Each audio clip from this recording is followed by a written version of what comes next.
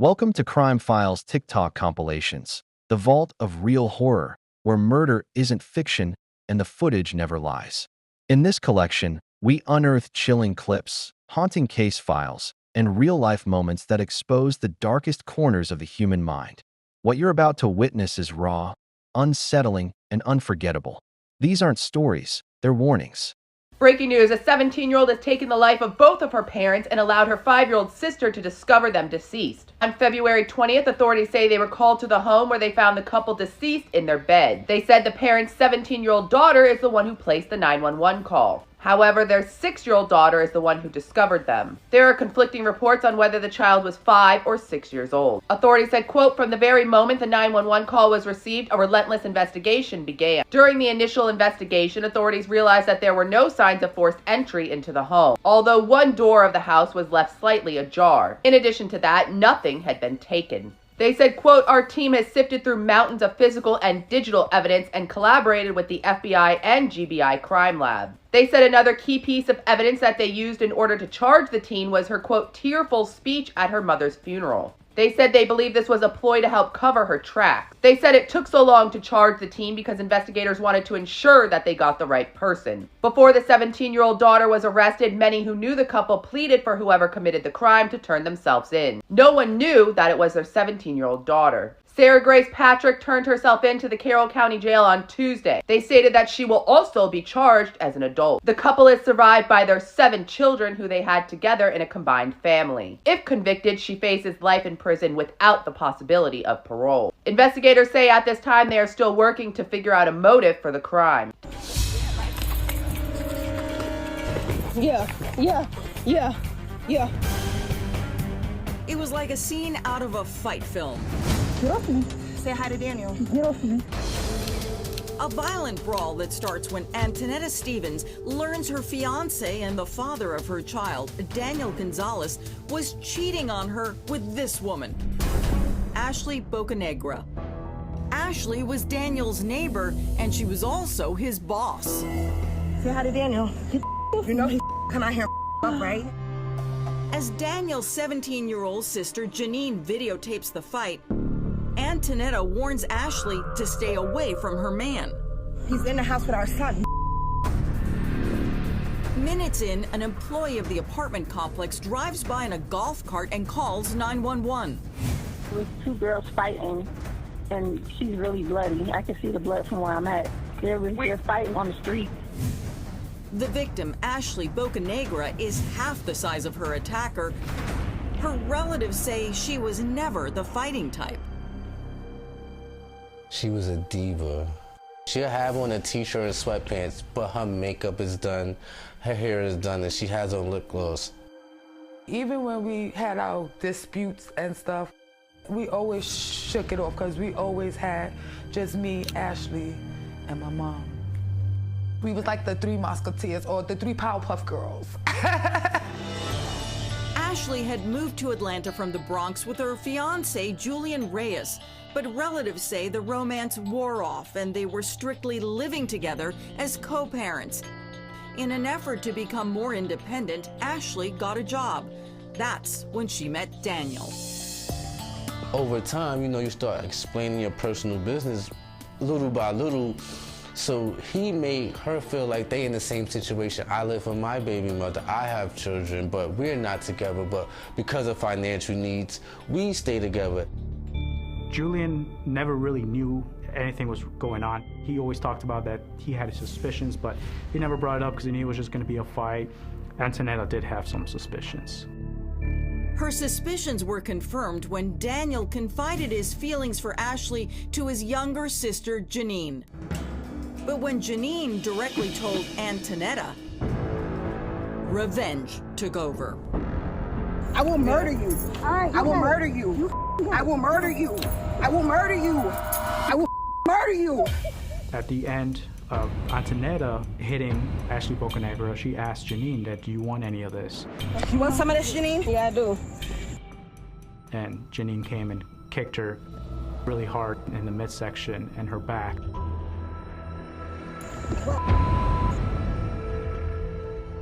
Ashley was already getting beat up. She's mad skinny.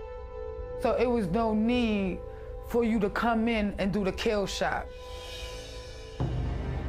Recorded just moments after she was attacked, we see Ashley clearly struggling in this video exclusively obtained by True Crime News.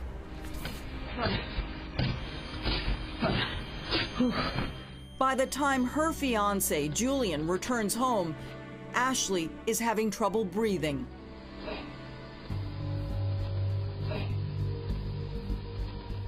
She looks really messed up, so right away he just makes a decision to rush her to the hospital.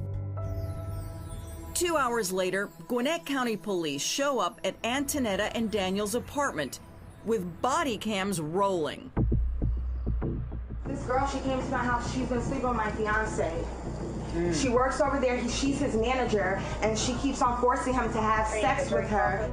And we ended up fighting right there because she approached my home. Is that what really happened? This is my home. She lives all the way over there. Okay. Police won't learn the whole truth until later, when they go through Daniel's phone messages. Meanwhile, nurses are tending to Ashley in the ER, and one of them calls 911. I was calling to report an assault on one of my patients who came to the ER.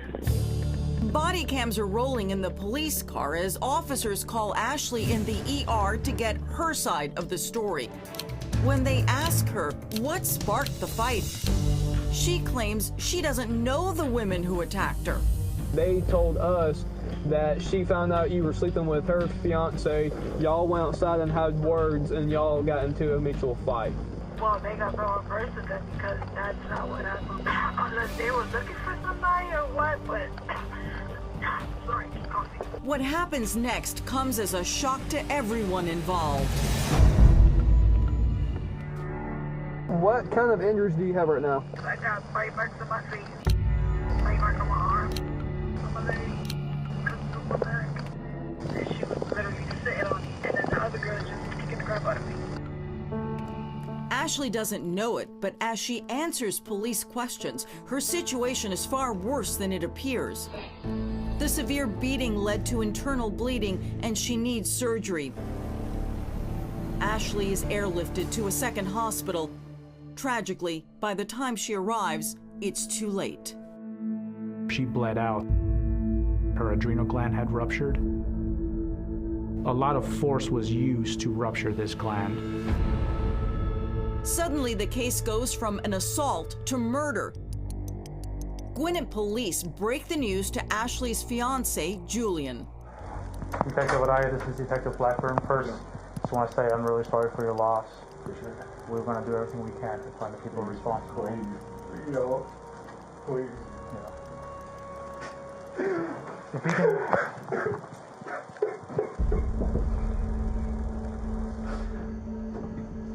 Police return to the scene, this time with very different questions for Antonetta and Janine.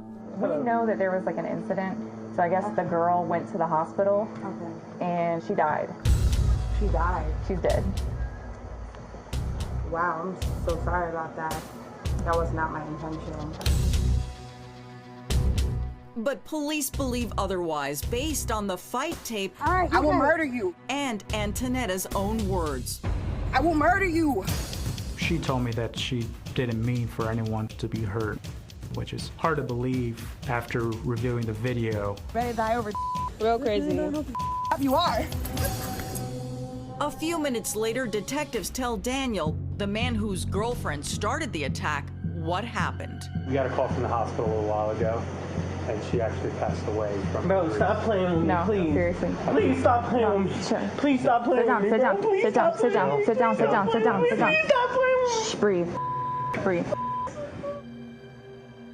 He loved my sister. I saw the cops' surveillance. Breathe, breathe. Oh, he broke down. That boy cried. Look at me. Breathe. And cops soon learn the dirty details of what really happened before Ashley's deadly beating. We reviewed those text messages on his phone. They were texting her to lure her out of her apartment to meet up at a location by the boats. They find it all on Daniel's own phone, which Antonetta had secretly taken. While Janine is rolling, Antonetta poses as Daniel to lure Ashley from her apartment. Daniel sends a text to Ashley, says, "Where you at? I need to see you." And she says, "LOL, I'm in bed. I want you here so bad." Daniel responds with, "Meet me please, I'm going through it. I got kicked out." And then Ashley responds with, "Are you serious? All right, let me put something on real quick." This is Antonetta talking through Daniel's phone. And Daniel's sister Janine, the other woman in the video who lured and attacked Ashley, is brought in for questioning. In this shocking police interrogation, after learning Ashley died from her injuries, Janine laughs as she admits that she was the one who spilled about the affair. So he tells me who's he cheating with and stuff. Once he told me, I was just like, ooh, I just tell her. Giggling and laughing even after knowing Ashley died from that brutal attack. That's what kind of threw me off, is how much Janine was just laughing this all off, like never took it seriously. And I remember asking her in the interview room, kids on TikTok like to record, did you record this? And she told me no, she did not record it, she's not that dumb.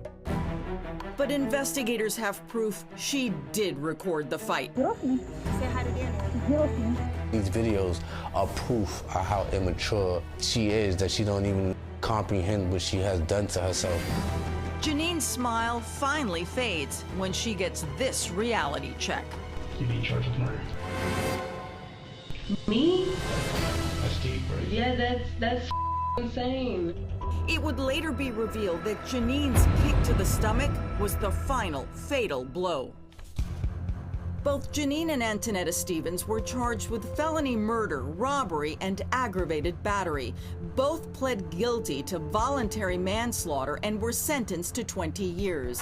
Janine Gonzalez, Daniel's sister, recently posted this smug TikTok from behind bars, violating serious rules and clearly showing she has no remorse. Over about 5 to 10 years, I think she'll start understanding that she really messed up her life. No matter what, it was going to be a tragic, tragic case. I keep thinking about the children involved. Both children lost their moms. One will never see their mom again. The other one's going to have wait a couple of years before they get to see their mom. It just didn't need to happen. Ashley's sister admits it will be a long road to forgiveness. I'm gonna have to forgive her in order to move on.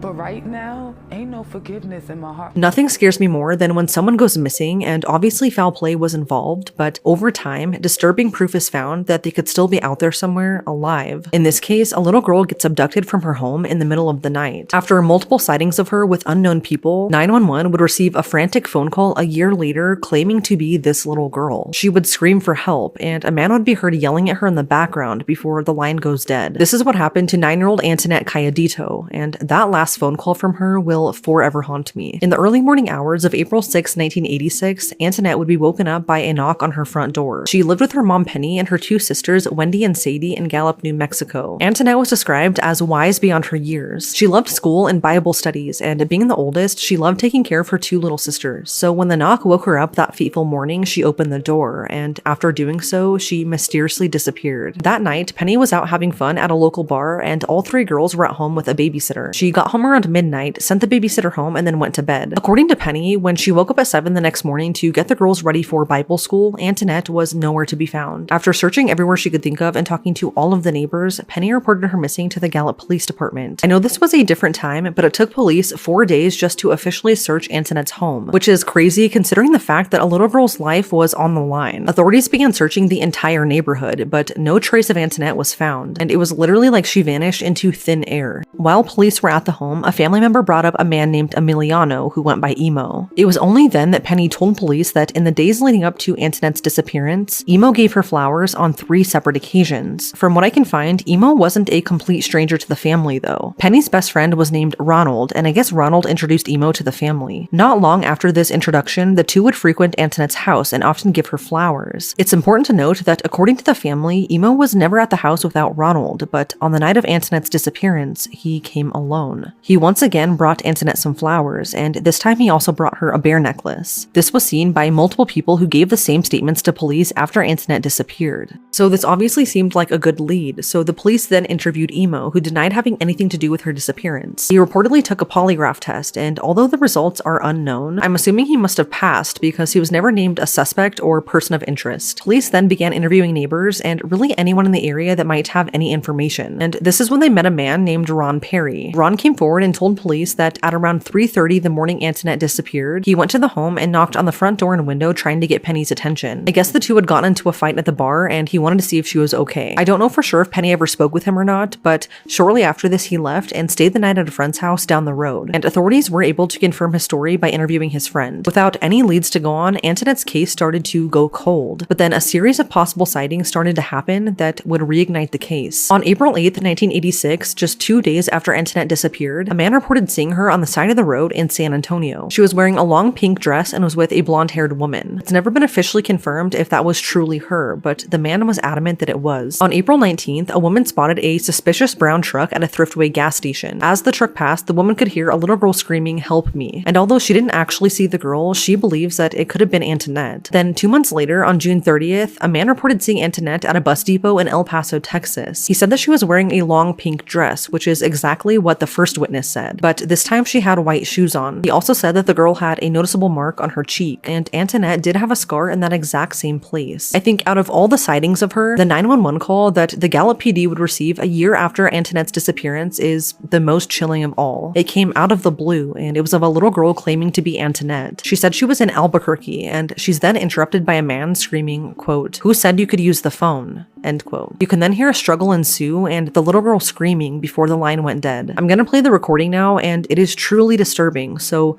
I'd skip this part if you don't want to hear it. Police department. Hello. I'm Antoinette Garabito. Okay, whereabouts in Albuquerque? Who said you could use a phone? Hello?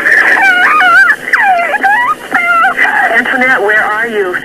Antoinette? Hello? So keep in mind, this was an entire year after Antoinette's disappearance, and outside of the few possible sightings of her, there had been no leads in her case up until this point. The 911 call was shown to Penny, who confirmed that it was Antoinette speaking, but she didn't recognize the man's voice. Based on this phone call, it really seemed like Antoinette was still alive, but police couldn't trace the call, and her case would soon go cold once again. Then, 4 years later, a waitress at a restaurant in Carson City, Nevada, reported having a weird interaction with a strange family at one of her tables. According to her, she said she saw a teenage girl matching Antoinette's description to a T, but she was with an unkempt couple. The young girl kept knocking her utensils on the ground, and it seemed as though she was trying to get the waitress's attention. When the waitress would pick up the utensils and give them back to the girl would squeeze her hand really tightly. After the family left, as the waitress was cleaning up their table, she found a napkin with a note on it under the girl's plate. The note read, quote, "Help me, call the police," end quote. By the time authorities were notified, the family was gone and they've never been found or identified. On the 5-year mark of Antoinette's disappearance, police began looking into her case to see if they missed any crucial pieces of information. They decided to re-interview the family, and this is when Antoinette's younger sister, Wendy, who was 5 at the time of her disappearance, dropped a major bombshell on the investigation. Wendy tells police that on the night Antoinette went missing, she actually witnessed her being abducted. She said that someone knocked on the door, and when Antoinette answered and asked who was there, a man responded, "Uncle Joe." She was then grabbed by 2 men, and as she was kicking and screaming to let her go, the men forced her into a brown van and drove away. When asked why she never said anything about this before, Wendy said that she kept this hidden because she didn't see the men's faces and didn't know who they were, and she was also scared that she would upset her mom. She said that she didn't think anyone would believe her because she was only 5 at the time. It was around this time that Penny was re-interviewed by the FBI, and this time, her story changed as well. This time, Penny said that this knock on the door happened around 3:30 that morning, and I'm not sure if this is because she was tired or had been out drinking, but she told Antoinette to go and open the door. Penny then laid there for about 30 minutes waiting for Antoinette to come back, but she never did. And when she got up to look for her and realized she was gone, that's when she knew that she was missing. But this story differs entirely from what she told police back when it happened. The day Antoinette disappeared, she told police that she woke up at 7 a.m. to find her missing, and she never once mentioned anything about making her get up to go answer the door in the middle of the night. So she either lied back then or when she was interviewed 5 years later. Another Another thing is that she told police that this happened around 3:30 that morning, but if you remember, Ron Perry went to the house and had actually knocked on her door around that time, yet he didn't see anything out of the ordinary. So the timing of this doesn't make sense to me. It's also strange that not a single neighbor or even Penny herself heard Antoinette screaming as she was being abducted that night. I know that some people are heavy sleepers, but it's just weird to me that not one single person heard this happening. According to the FBI report from Penny's interview in 1994, she almost basically confessed to being responsible and planning Antoinette's disappearance.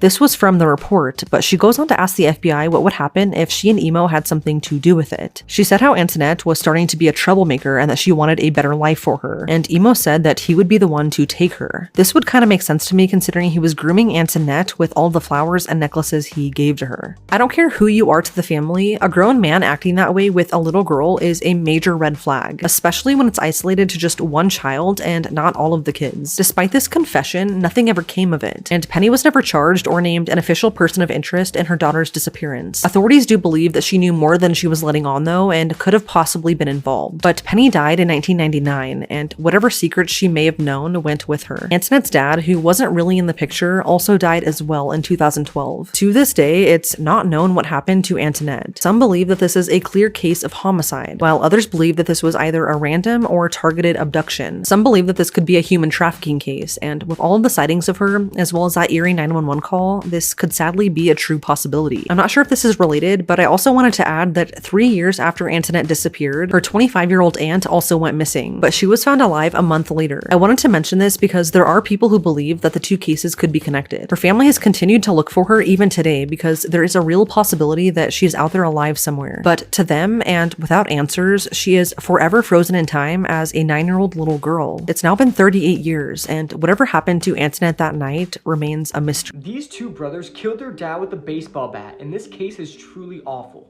On November 26, 2001, firefighters in Florida were called to a house that was on fire. The firefighters got the situation under control, and once inside the house, they made a disturbing discovery.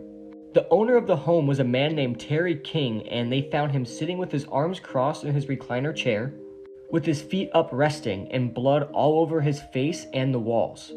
At first, those at the scene believed the heat of the fire had caused Terry's head to crack like an egg.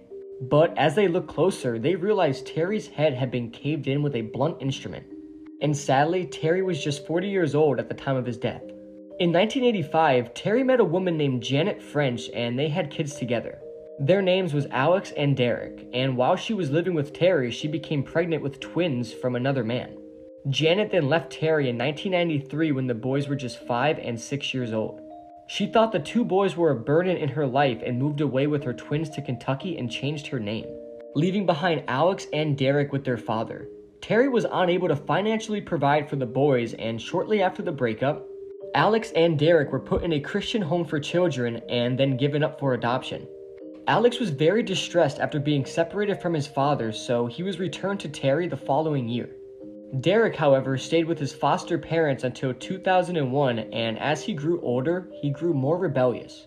He started to become obsessed with fires and things that can cause a fire, so he was sent back to live with Terry. At this point, Alex was 19 and Derek was 13. While the two boys were back with their father, they became acquainted with one of their father's friends, a 41-year-old man named Ricky Chavez, and Ricky had a dark past, a past that Terry had no idea about.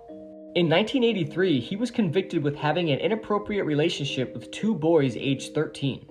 The brothers would spend quite a lot of time at Ricky's home and would play video games and smoke in a hidden room. Terry then noticed a change in the boys' behavior, specifically in Alex.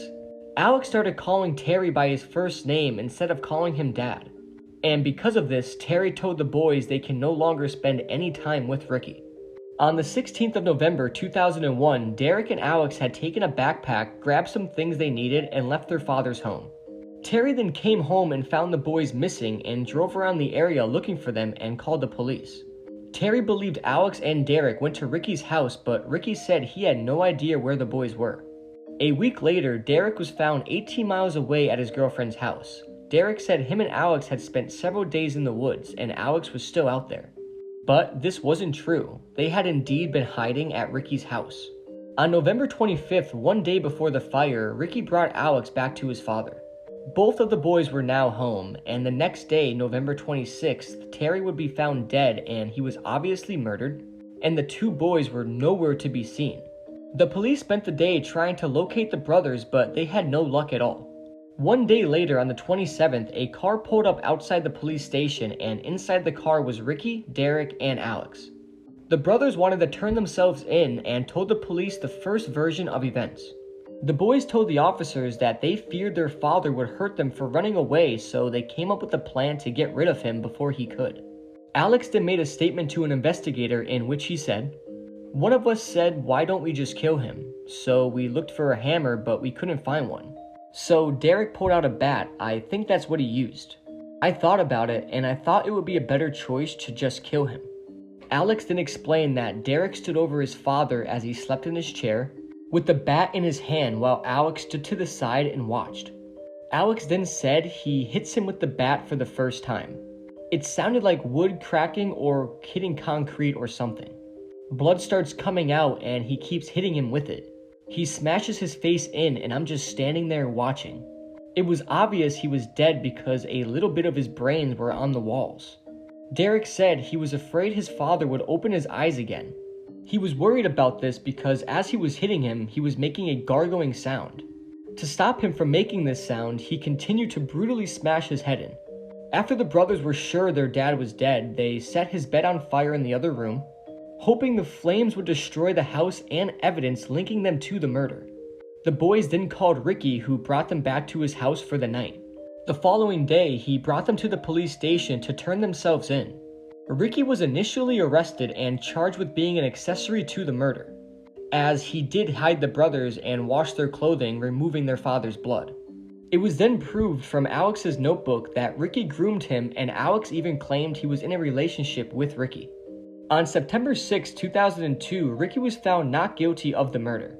The two boys were tried as adults and faced 22 years to life in prison. But in the end, Derek was sentenced to 8 years and Alex was sentenced to 7 years. And even though Ricky wasn't charged with the murder, he was still facing charges for having a relationship with a minor. Although Ricky was found innocent of this on the grounds that there wasn't enough evidence to convict him. However, he was found guilty of being an accessory to murder for hiding the boys and received the maximum sentence of 35 years in prison. This case is extremely gut-turning and unsettling, and I would have way more details in this video, but I didn't want the video to be longer than it already is. May Terry King rest in peace. He did not deserve this at all, and I don't know why two sons would do this to their father. On the morning of August 26, 2015, a TV journalist and her cameraman were murdered by a gunman live on air. This is the tragic story of the murders of Allison Parker and Adam Ward. So Allison Parker and Adam Ward were employees of the CBS affiliate WDBJ in Roanoke, Virginia. They had both been working for the news station for a number of years, and tragically, Adam Ward actually graduated from Virginia Tech. If you don't remember, Virginia Tech was the site of one of the largest school shootings in American history. On that morning, Allison and Adam were covering a story about the 50th anniversary of a lake. At the time, they were interviewing a woman named Vicki Gardner talking about the upcoming plans for celebration. As Allison was conducting the interview, though, a man approached from behind. This man quickly brandished a pistol, and in the actual news footage, you can hear the sound of about 8 shots firing, followed by Allison screaming and the camera shot going dead. They then cut back to the actual people in the studio, and they were confused. They said, "Oh, we don't know what that was. Maybe it was a car backfiring or some shots fired in the background, but we'll get back to them in a second." What they didn't know, though, was that when Adam Ward dropped the camera, they caught this image of the shooter. And shockingly, people knew who he was. This is Vester Lee Flanagan II, the murderer behind these atrocious murders, and he himself was a TV reporter. Vester Flanagan had actually been employed by the same TV station that Allison and Adam worked at, even though when he was hired, he decided to go by the professional name of Bryce Williams. In the past, he had been involved with lawsuits with other broadcasting agencies, and people who had worked with Vester in the past knew him to be a volatile and somewhat dangerous individual. And that led to the year 2013 when Vester was fired from the news station that Allison and Adam worked at. He had been there less than a year, but other employees reported feeling extremely uncomfortable around him. On the day that he was fired, Vester didn't take the news so well, and when he was told he was being let go, he lashed out at employees and got violent. The police then had to escort Vester out of the building, and it's been reported that future victim Adam Ward actually videotaped this whole thing going down, and that later in the day, Adam and Vester got into a heated argument. So back to the shooting. After that eerie footage was broadcast, people began to worry about Allison and Adam. And when the police were called to the scene, they discovered that they both were dead. Vicky Gardner, the woman that was interviewed, was actually alive, and she was able to relate everything that had happened to the police. Like I said, when people from the news station went back and looked through that live broadcast footage, they recognized the man as Vester Flanagan. And thus, a massive statewide manhunt began for this guy. Authorities were also able to tell that he was the shooter because he had uploaded that eerie first-person perspective clip of him committing the murders to his Facebook at around 11 a.m. that morning. So the police tracked Vester down, they found the rental car that he had rented, and after a high-speed pursuit, he took his own life in the vehicle. Vester, before his death, had actually sent a letter to the news station, and in the letter, he talked about how he was sick of racial discrimination and sexual harassment in the workplace. He felt that he was so angry from the Charleston church shooting that he wanted to do something, and he even claimed that he admired people like Dylan Klebold and Eric Harris from Columbine.